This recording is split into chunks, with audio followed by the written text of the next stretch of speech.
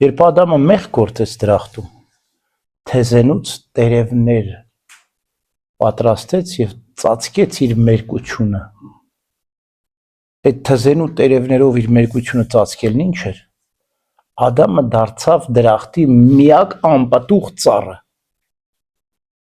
Դրախտում անպատուղ ծառ չէր կարող լինել։ Բոլոր դրախտում բոլոր ծառերը պտղաբեր էին, հա, եւ պտղաբեր, այսինքն ինչ է, բարի պտուղներ էին տալիս։ Թզենին քաղցր պտուղ պիտի տար, որ սերն էր խորհրդանշում։ Որդատունքը Քրիստոսի արյունն էր։ Ասում է խնձորը բարեխառն է, որ իմաստություն պետք է ունենա։ Այսպես ամեն մի ծառի պտուղ իր խորհուրդն ու իմաստն ուներ։ Եվ այդ դրախտի ծառի պտուղների մեջ երկու առանձնահատուկ ծառեր կային։ Դրանք որոնք էին։ Բարու եւ չարի գիտության ծառը եւ կենաց պտուղը։ Մեկը ուտեին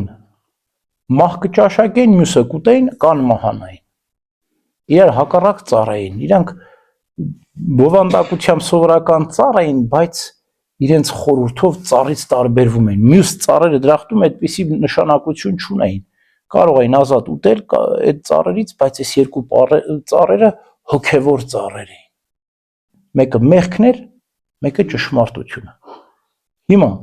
Ադամը պետք է պահեր պատվիրանը եւ ուտեր կենաց ծառի պտղից։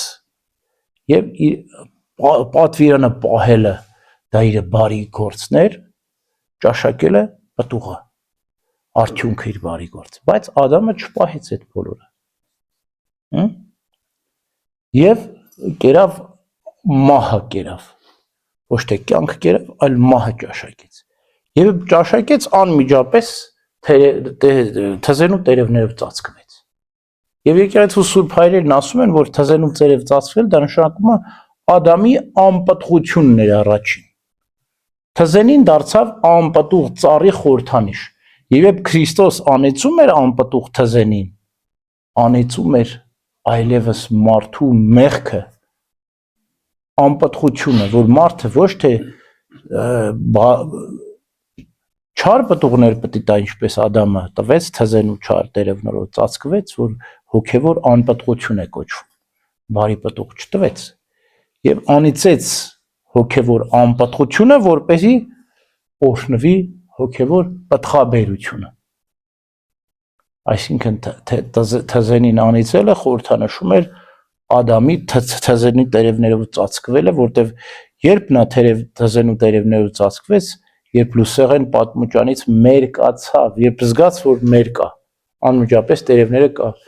երբ զգաց մեր կա, պտուղն ուտելուց հետո, այսինքն երբ որ մենք մեղք են գործում,